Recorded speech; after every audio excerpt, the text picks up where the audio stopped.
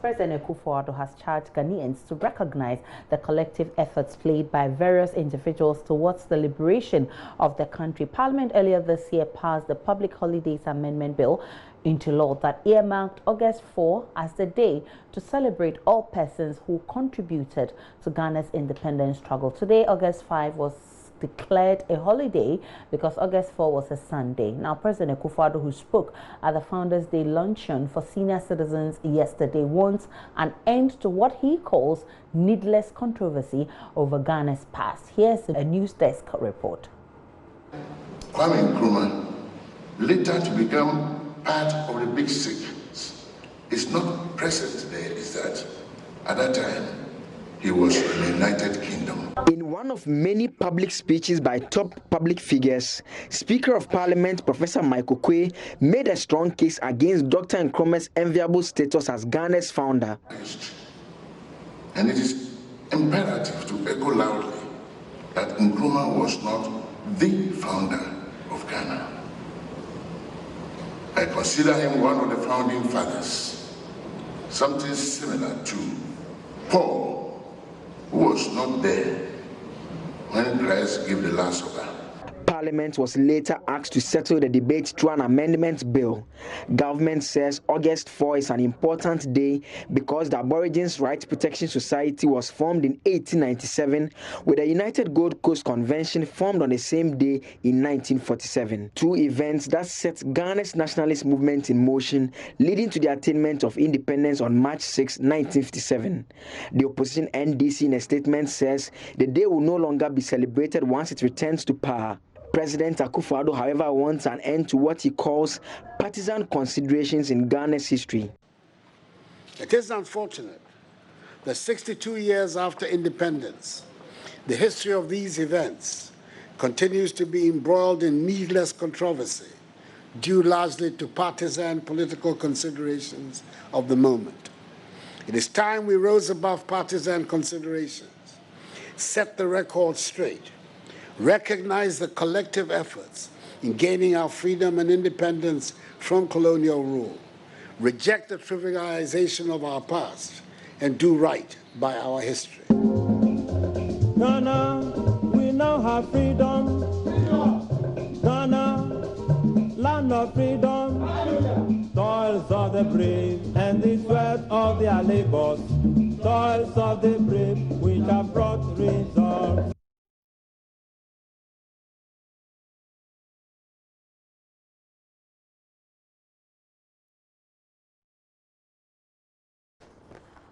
So, happy Founders Day to all Ghanaians. Meanwhile, the governing New Patriotic Party has charged Ghanaians to develop a keen interest in national issues and participate fully towards national development. The party says they are calling on Ghanaians to renew their covenant with the nation and reaffirm their commitment and dedication to our national cause for the love of God and country. This was contained in a press statement issued by the party's General Secretary John Boydu in commemoration of the maiden Founders Day celebration on 4th August, instituted by the Akufo-Addo administration. And I'll read excerpts of that statement, which also has the party chairman Freddie Blay. So the party chairman Freddie Blay also has been speaking on the occasion of Founders Day. Public figures, Speaker of Parliament Professor Michael Quay made a strong case against Dr. Nkrumah's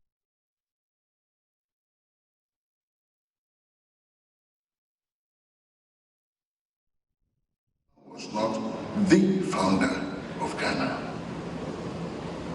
I consider him one of the founding fathers, something similar to Paul, who was not there when Christ gave the Last Supper. It's a very good decision.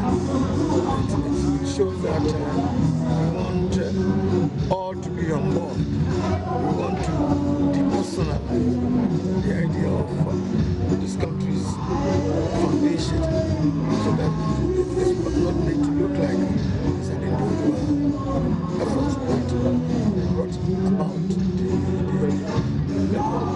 the birth of this country as a nation. So we all contributed, various personalities and individuals all contributed together. Today, Okay. The Founders Day that we want to celebrate and recognize. So you heard Chairman of the NPP speaking on Founders Day, and to the statement released by the party and signed by John Boyd, the General Secretary, says the NPP is pleased to join the rest of the world to wish all Ghanaians a joyous celebration. August 4 is indeed the most historic day in our struggle for nationhood, and it was on this day that the United Gold Coast Convention, the first political movement in the country that awoke the conscience of Ghanaians to strive for independence, was founded. It was this political movement, founded by the legendary nationalist J.B. Dankwa and Pa Grant, that set the stage for our struggle for independence from the relics of colonial rule. And beyond that, August 4 in the year 1897 is also the day on which the famous Aborigines Right Protection Society, an important milestone in our march for nationhood and self-determination, was birthed. Such a day is worth celebrating to, among other things, remind ourselves of the very toils and sacrifices of our forebears and the struggle, and more importantly, to have an introspection on how their virtues can inspire us to be patriotic citizens ready to give our all for our country. And it says it is in recognition of the inestimable importance of this historic day that the government of President Akufo-Addo, through a legislative instrument, declared same as not only a commemorative day but also a public holiday dedicated to remembering all the gallant heroes and heroines of the independence struggle who, for all intent and purpose, are deserving to be called founders of this country. As the day, which has also been dedicated to celebrating our senior citizens, is marked, the NPP calls on Ghanaians to renew their covenant with the nation and reaffirm their commitment and dedication to our national cause for the love of God and country. Once again, our party wishes all Ghanaians a happy Founders Day celebration. All right.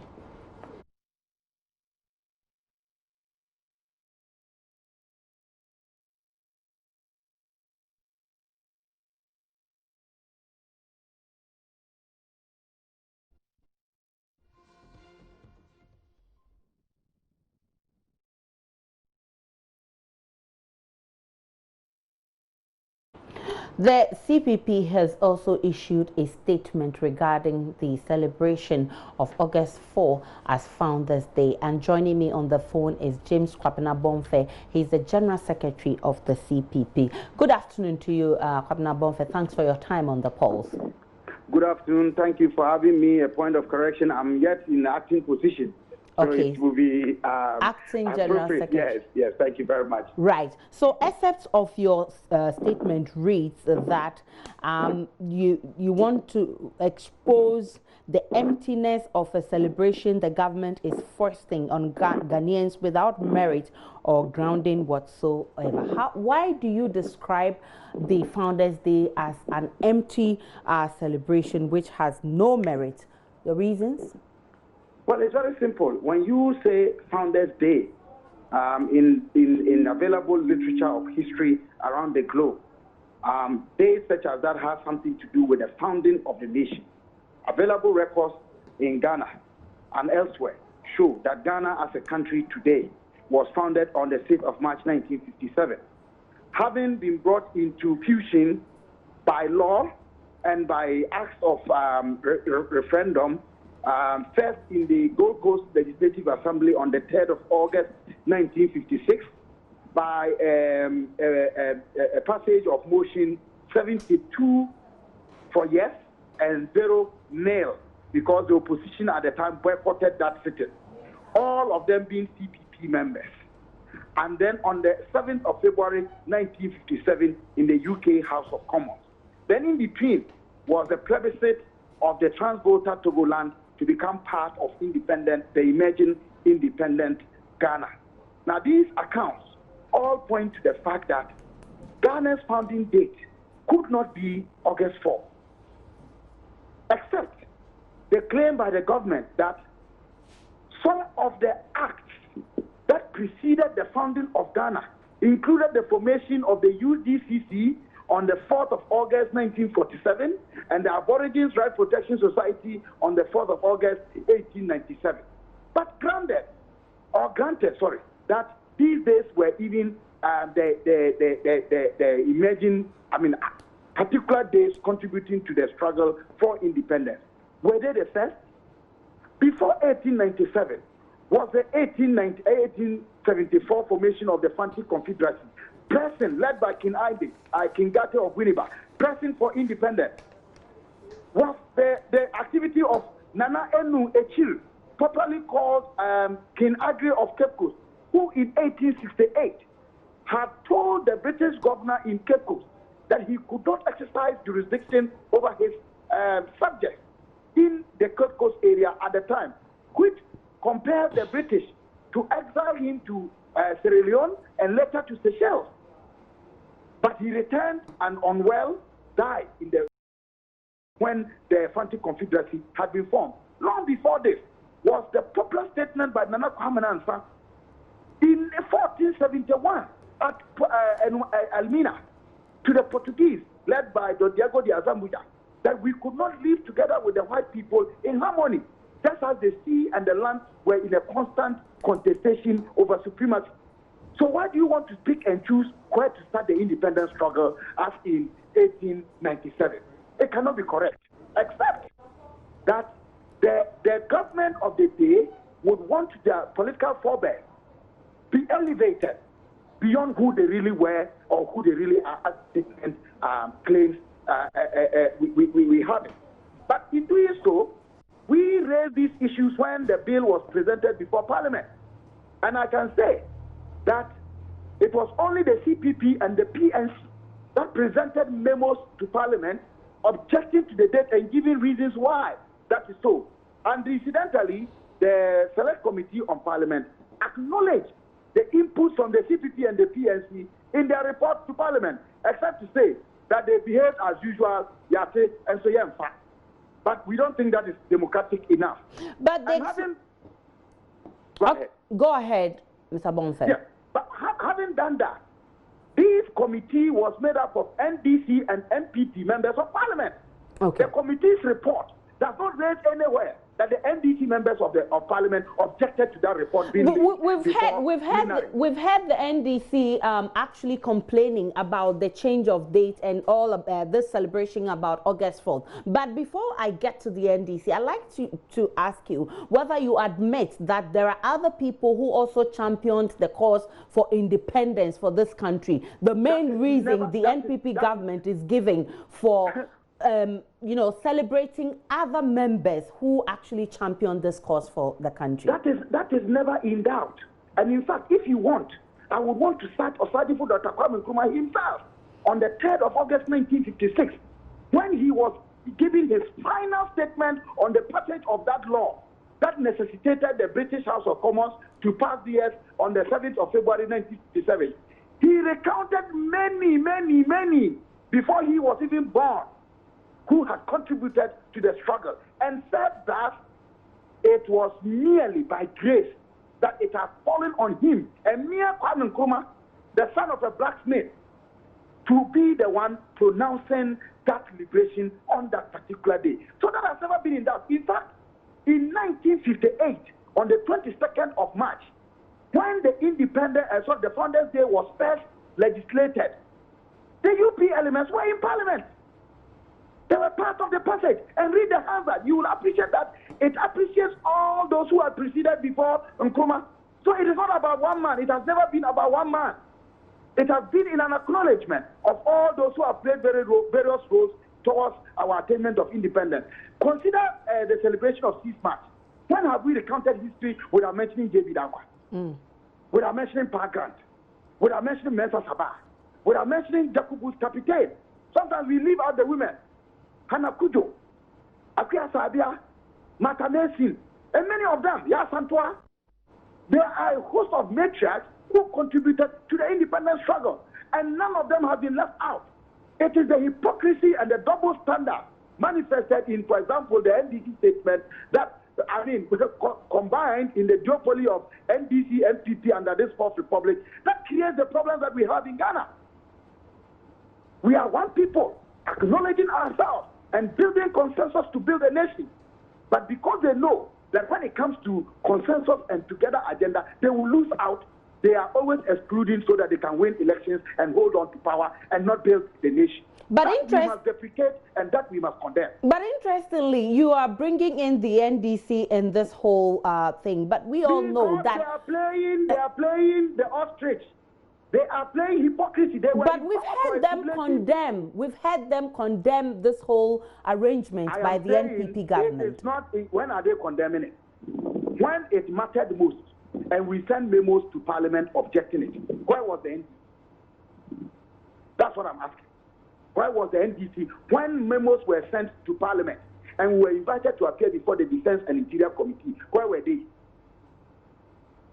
Ask.